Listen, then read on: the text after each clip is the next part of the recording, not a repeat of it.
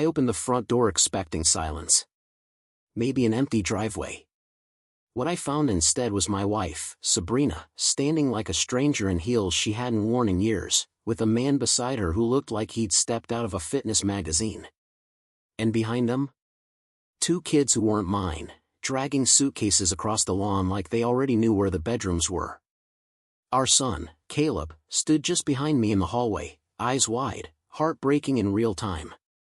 Sabrina didn't flinch.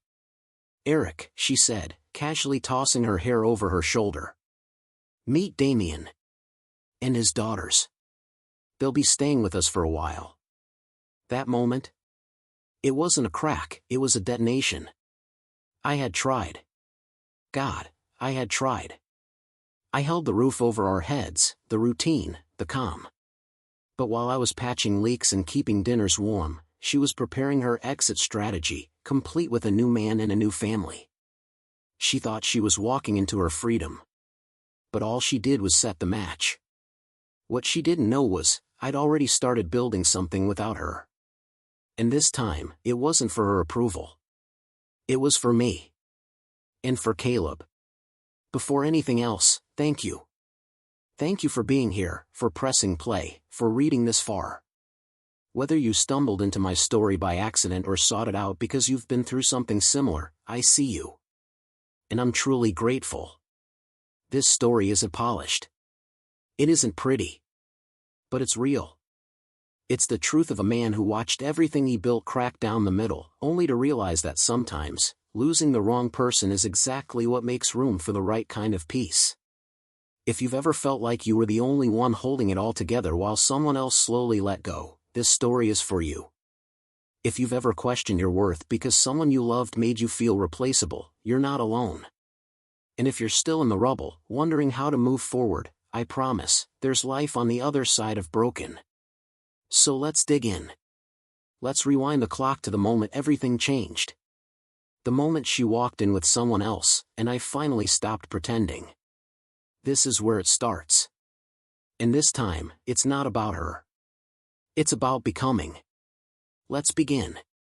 I pushed open the front door and froze. Standing at the edge of the front lawn was my wife, now ex, technically, Sabrina. She wore a pair of tight yoga pants she hadn't touched in a year and a smug little half-smile that made my skin crawl. But that wasn't what stopped my breath. Behind her, casually leaning against a brand-new electric BMW SUV, was a man I didn't recognize. Tall, groomed to perfection, flashing too many teeth, his arm resting around 2 young girls who looked like they knew exactly what kind of damage was happening. And then there was Caleb, my 13-year-old son, standing behind me on the porch, silent and confused. Sabrina didn't even let me speak. She flipped her freshly dyed auburn hair and said, "Eric, meet Damien. And his daughters," she added, as if that clarified anything. "They'll be staying for a while." I'm done pretending. Pretending what? That we were still a family? I laughed, not out of humor, but from something raw and splintered inside me. She brushed past me like I wasn't even there. Damien followed with his designer duffel bags, the kids already running toward the kitchen like they knew the layout. "You and I," she tossed over her shoulder, "we've been over for a long time. You just refuse to see it." Caleb moved beside me, gripping my wrist with a hand that trembled slightly. "Dad, who are they?" Sabrina turned and gave him a look I'll never forget. "He's the one keeping me warm now." Those words detonated something in me. I should have noticed. The late nights at book club. The sudden gym schedule. The fancy lingerie still in tissue paper. And that secret little grin she'd flash at her phone like it told her dirty jokes only she could hear. I thought we were just hitting a rough patch. That if I stayed consistent, worked hard, kept things steady, she'd find her way back to me. But she already had someone else holding her together while I held our family alone. "Damien's girls are tough," she added, not even hiding her dig. "Maybe they'll teach Caleb how to man up." That was it. Before I could say a word, Caleb stepped forward. His voice, small but resolute, sliced through the spring air. "You're not my mom anymore." Sabrina blinked, startled for the first time. And in that flicker of silence, I saw something shift in Caleb's eyes. Strength. And the kind of pain that becomes armor. And right then, I knew, we were done pretending too. I saw your messages, Caleb said, his voice trembling, but growing steadier with every word. You told Damien I was in your way. That I reminded you too much of Dad. You called me a roadblock. Damien stiffened. The smugness drained from his face, replaced with discomfort he clearly wasn't used to wearing. Sabrina's face paled, then flushed red, then contorted into something cold and cruel. You little punk, she hissed. You had no right to go through my phone. He had every right, I said, stepping forward, my voice calm but full of fire. While you were off playing house with this walking cologne commercial, Caleb was watching our family collapse and wondering why his own mother stopped loving him. She looked at me like I was some inconvenience, like I was a piece of gum stuck to her boot. Don't be dramatic, Eric. You were boring. Predictable. I needed a man who made me feel again. I glanced at Damien, still silent, still trying to look dignified in his expensive coat and forced confidence. Feel something? I asked. You mean him? Damien finally cleared his throat, slipping into a rehearsed calm. Look, man, it's not personal. Sabrina deserves to be happy. I almost laughed again, but my fists stayed clenched. I hope she gives you everything she gave me. Because when she gets bored, and you'll get to watch her turn cold and cruel and call you a roadblock. Sabrina rolled her eyes and strutted toward the kitchen like the argument was beneath her. You'll hear from my attorney, she tossed over her shoulder. I'm done talking. But she wasn't done. And neither was I. Because I had a plan she didn't know about. One she never saw coming. I walked to what was once our shared bedroom, now just mine. I opened the nightstand drawer. Buried under a stack of old birthday cards and tangled headphones was the manila folder I'd been building for months. I hadn't wanted to believe I'd need it. But I was right. Screenshots. Account statements. A hotel bill from the weekend I was in Portland checking on my dad. Sabrina claimed she was sick. She was actually with Damien at the Seaside Bay Inn. I even had screenshots of DMs, Damien bragging to her friend, calling me a washed-up handyman with soft hands. I had all the proof. And now, I was going to use it. I stepped back into the living room, the folder still firm in my grip. Damien was stretched out on my couch like he owned the deed, one leg draped over the armrest, flipping through my remote like it was his birthright. His daughters were in the kitchen, tearing into Caleb's favorite snacks, the ones we bought together just last week. Granola bars, fruit cups, even the special popcorn we only made for movie nights. Caleb sat stiffly at the bottom of the staircase, hands gripping the railing, lips tight. His eyes didn't move, but the way his jaw clenched told me everything I needed to know. He was burning up inside, and trying to hold it all in. Sabrina caught sight of the folder in my hand and rolled her eyes like I was just being petty. What, you printing memes now? She scoffed. Something like that, I said coolly, stepping farther into the room. She yanked it out of my hand with more confidence than she deserved, flipped it open, and then I watched her whole expression drain out like someone pulled the plug. The smirk disappeared. Her lips pressed into a thin, angry line. You've been spying on me, she snapped. No, I said. I was collecting evidence. There's a difference. Her hands trembled, but she tried to hold it together. You don't get to ambush me with this crap. Oh, I think I do, I replied. Because now I've got enough to make sure you don't walk away with anything but this clown and his snack-raiding circus. She slammed the folder down on the coffee table. Pages scattered across the hardwood floor. Damien stood up, lifting his hands like he was trying to stay neutral. Hey, man, maybe we should talk about this somewhere else. No, I snapped. You walked into my house, Damien. You brought this train wreck into my son's life. You made it public, so we're gonna keep it public. Sabrina's voice rose again, venom dripping off every word. You think you know what I've been through? You weren't there for me. I was alone. Emotionally dead. You weren't dead, I shot back. You just wandered. There's a difference. And then Damien reached out, putting a hand on my shoulder. You need to calm down, bro. That word, bro, lit something inside me. I slapped his hand away hard and stepped into his space. Say that again. Watch how calm I stay. He backed off, fast. Sabrina faltered, scrambling for control. You think a judge will side with you when you're threatening people in front of your kid? I'm not threatening, I said, low and clear. I'm done. That's different. Then Caleb stood up, voice small but sure. Can I stay with you, Dad? Sabrina spun toward him. What? No. You don't get to pick sides. I already did, he said. The second you brought them in like we didn't matter. Damien's girls, sensing something had shifted, stood frozen by the kitchen island.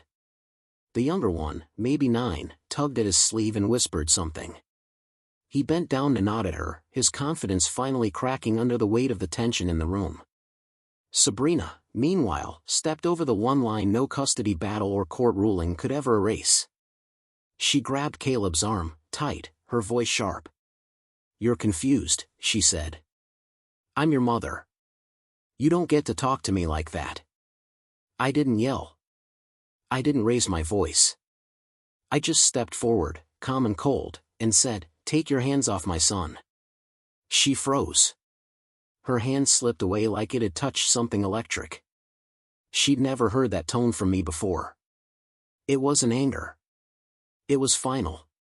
Damien exhaled, like it finally hit him what kind of storm he'd walked into. Maybe we should go, he muttered. I looked straight at him. Maybe you should have thought of that before strolling into another man's home, dragging your weekend fling and her kids behind you like it was a family picnic. Sabrina scoffed and snatched up her designer tote. This isn't over. I know, I said, stepping back and opening the door. It's just getting started. They walked out slowly. Damien's youngest turned just before they got in the car and gave Caleb a small, uncertain wave. He didn't return it. He just stood there, watching them drive off like he was recording the moment frame by frame, something to remember later, maybe something to guard against. I closed the door. Turned the deadbolt. Then looked at my son. I'm sorry, I said quietly. You didn't deserve any of this. He didn't say a word, just hugged me. Tight. Fierce. Like he knew I was all he had left, and he wasn't letting go. And it hit me, I hadn't lost everything. She had. She just didn't realize it yet. The next morning, the house was silent. Not peaceful. Just silent, the kind of silence that hangs around your shoulders after a storm, heavy and cold. Caleb didn't go to school. I didn't make him. We sat at the kitchen table, sipping hot cocoa like two people who'd crawled out of a wreckage. He didn't ask about Sabrina. I didn't bring her up. But I knew the questions were there, gnawing at him the same way they were tearing through me. Around noon, my phone buzzed. A new number. Your behavior last night was abusive. You're unstable. I've contacted a lawyer. I'll be retrieving my belongings with police presence. Do not contact me again. I read it twice. Then turned the phone toward Caleb. He blinked at the message. Then whispered, she really said that? You're abusive? Yeah, I said softly. After everything she pulled. Liar, Caleb muttered under his breath. That word stuck with me. Simple. Clean. Brutal. And true. Sabrina lied like it was second nature, like blinking. Effortless. Automatic. Without shame. But I wasn't going to let her turn this into some twisted performance where she was the victim and I was the villain. She could put on a show for Damien, for the judge, for her wine night friends who always rolled their eyes when I talked about home repairs. But I had the truth. I had screenshots. I had receipts.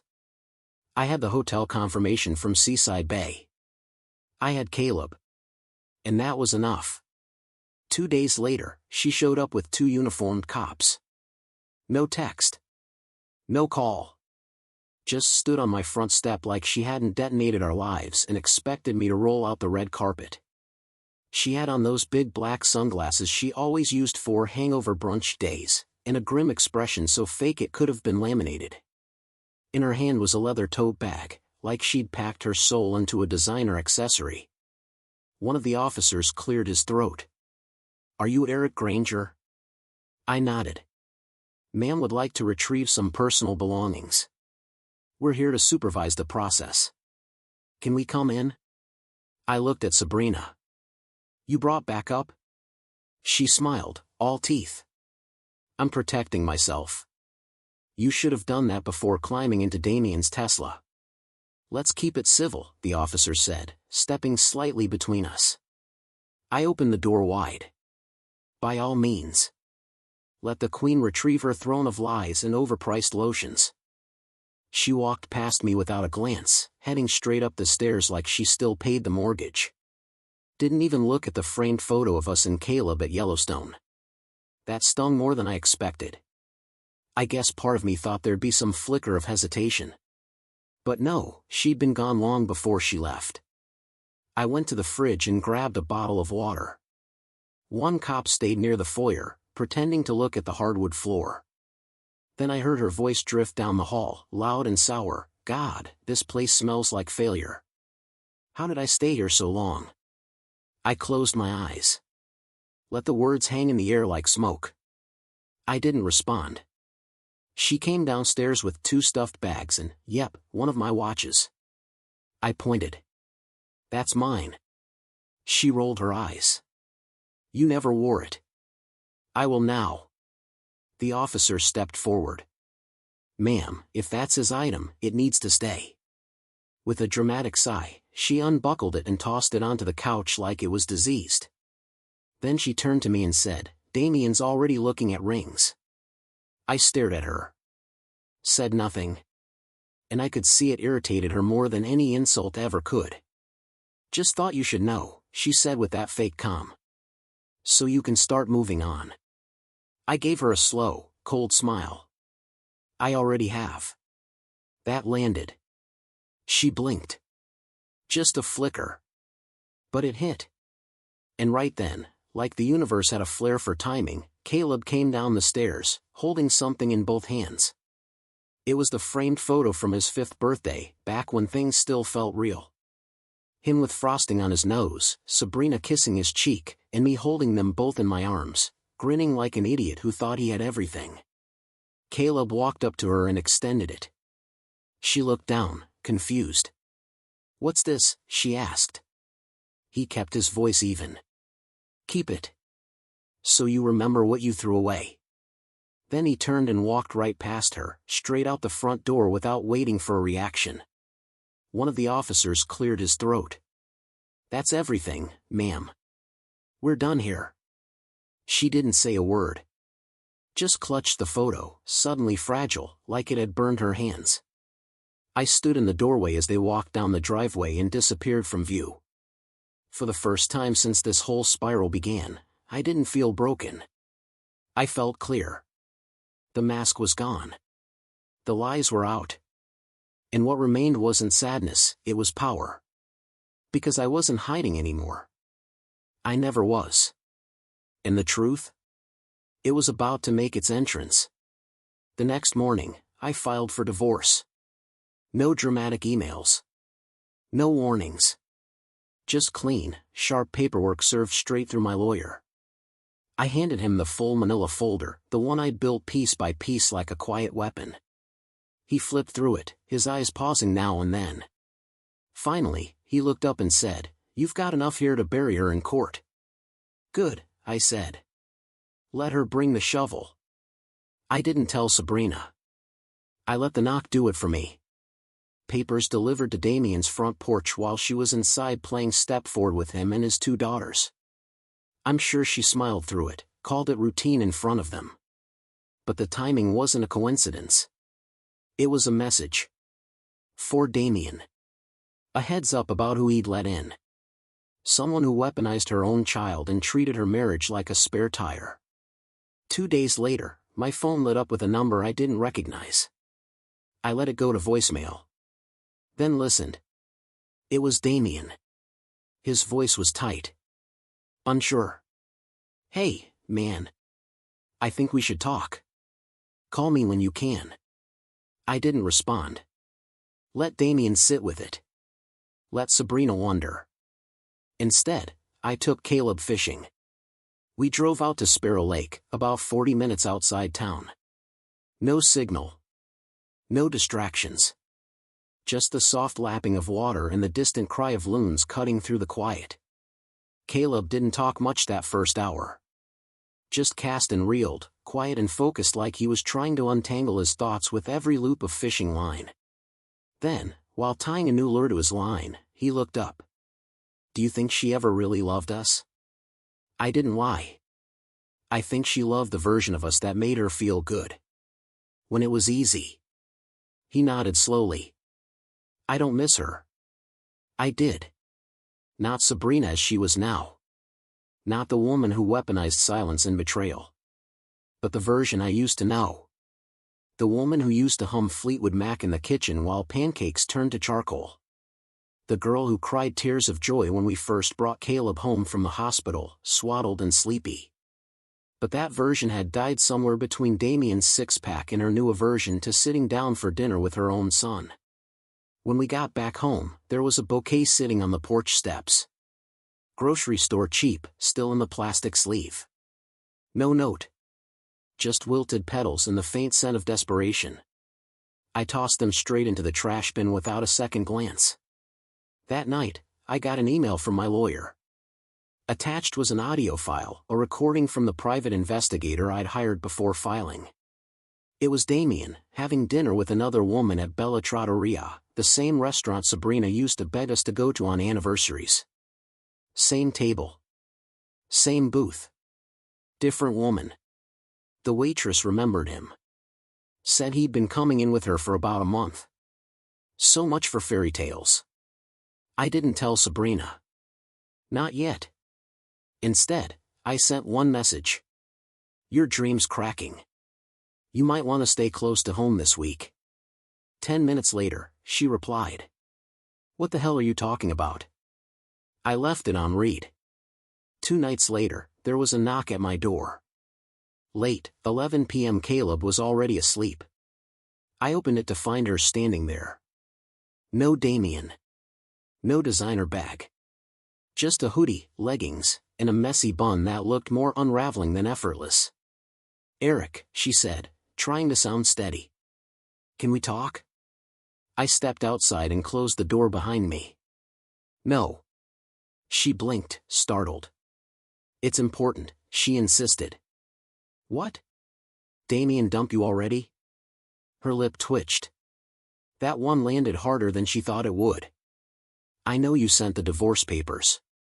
"I got them. But maybe, we rushed this." I laughed. Hard. Right in her face. "You rushed," I said. I watched. Sabrina took a breath, eyes searching mine. "He's not who I thought he was." Shocker. "I made mistakes, okay," she went on. "Big ones. I see that now. You didn't just make a mistake. You made choices. Repeatedly." She went quiet at that. "I don't want Caleb to hate me," she whispered. "Then maybe you shouldn't have dragged a stranger and his kids into our home like it was some kind of reality show reboot." "I didn't know what else to do," she said, voice low. "That's your problem, Sabrina. You never think past the moment." And then came the part that still burns, even now. She reached out and placed her hand on my arm. "Maybe we could fix this," she said. "For Caleb." For a second, I just stared at her. Really stared. Not at her makeup, or her clothes, or the hollow regret in her voice, but at the space between us that used to be a marriage. Then I stepped back. "I already did fix it," I said. "The moment you walked out." And with that, I turned, opened the door, and closed it gently, but firmly, in her face. She didn't knock again. But I knew this wasn't over. Not yet. 3 days passed. Nothing. No texts. No flowers. No I miss you half-lies sent at midnight. Then Friday rolled in. I pulled into the driveway after work and saw her car already there, angled in the grass like she was planning to stay a while. She stood in the front yard pacing, arms crossed, dressed like she was auditioning for someone else's attention. Tight black dress. Heels that sank into the lawn. Lipstick red enough to glow in the fading sun. She looked ready for a cocktail lounge, not a conversation about our son. Caleb was still at school. I had 20 minutes, maybe less. I got out of the truck, said nothing. She turned toward me, smile already polished. Eric, she cooed. You look good. I walked past her to the porch. What do you want, Sabrina? She trailed behind like a stray wearing Chanel. I talked to Damien. Her tone was light, like we were catching up. We decided it's not going to work. Too different. The girls and Caleb didn't click. Tragic, I muttered, unlocking the door. She didn't wait for an invitation. Just glided in like the last few weeks hadn't torn our lives apart. She settled on the couch and crossed her legs. I've been thinking, she began, smoothing her dress. Maybe I made a mistake. I didn't miss a beat. You did. A series of them, actually. I wasn't myself, she said, giving me that wide-eyed, soft-voiced routine she used to pull when she backed into a mailbox or overdrafted the account buying clothes she never wore. You know how lost I was. I needed attention. To feel seen. I leaned back against the hallway wall, arms folded. So you cheated. Lied. Humiliated me. You brought a stranger and his kids into our home like a patch job for your boredom.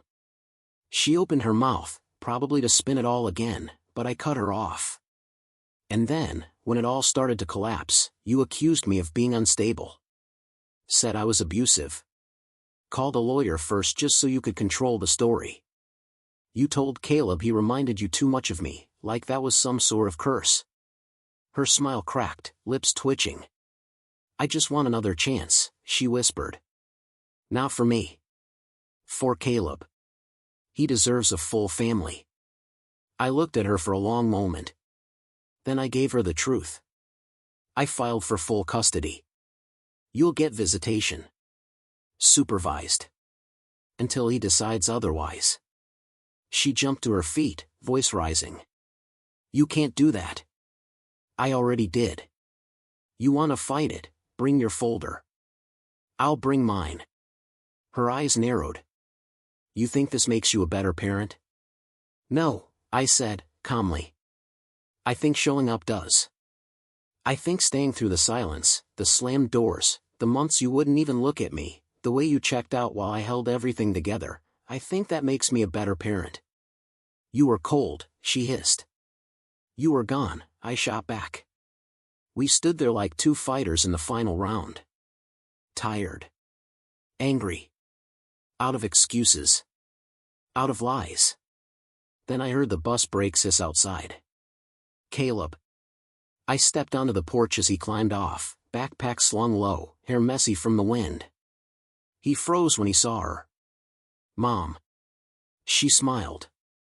Hey baby. He didn't smile back. Why are you here? I just came to talk to your dad, she said sweetly. Grown-up stuff. He turned to me. I gave him a slight nod. He walked up the steps and stood beside me. Solid. Unflinching. Are you staying? He asked her. I was hoping to. No, Caleb said flatly. You shouldn't. Her face cracked. Just for a second, the mask slipped. And I saw it, fear. Regret. That rarest of things in her, honesty. Too little, too late. Okay, she whispered. I'll go. She walked back to her car, heels sinking awkwardly into the grass with each step. Just before opening the door, she paused and looked back. He'll regret this, she said. One day you'll ask why I left. Caleb didn't even hesitate. No, he said clearly. I'll remember why. Then he turned, walked up the steps, and disappeared into the house. I followed him in, pulling the door closed behind me.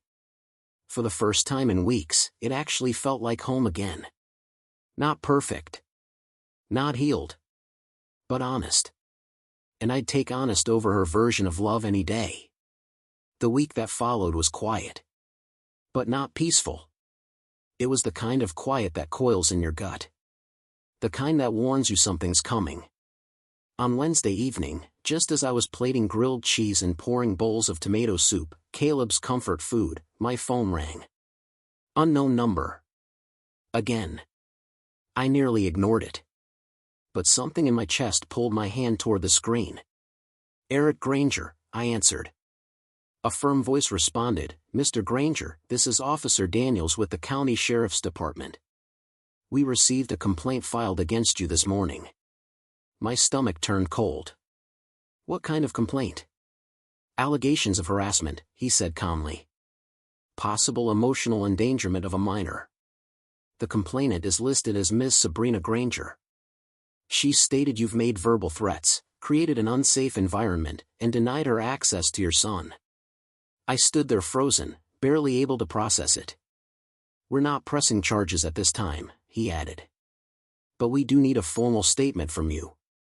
Preferably with your attorney present. I swallowed hard. Understood. I'll have my lawyer reach out. We hung up. My hands were shaking. Caleb looked up from the table, sandwich halfway to his mouth. You okay? I forced a smile. Just some legal stuff I forgot to handle. I didn't tell him. Not yet. But inside, I was burning. She wasn't finished. She couldn't just leave the stage, she had to rewrite the whole script and recast me as the villain. The woman who walked away without a glance was now trying to paint me as dangerous, to our son. After dinner, I called my lawyer.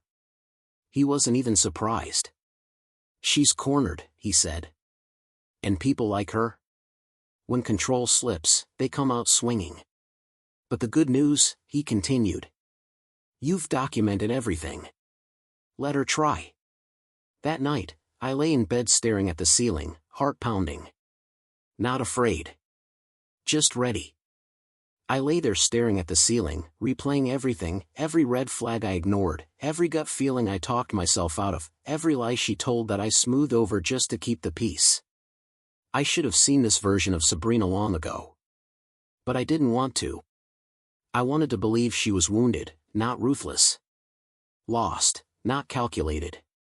But she was both. And the hardest part? She was still Caleb's mother. That Thursday, she showed up at his school. She wasn't supposed to. The custody agreement, still fresh, still binding, explicitly stated no unsupervised contact. Not without written approval. But she waited anyway. Outside the school gates.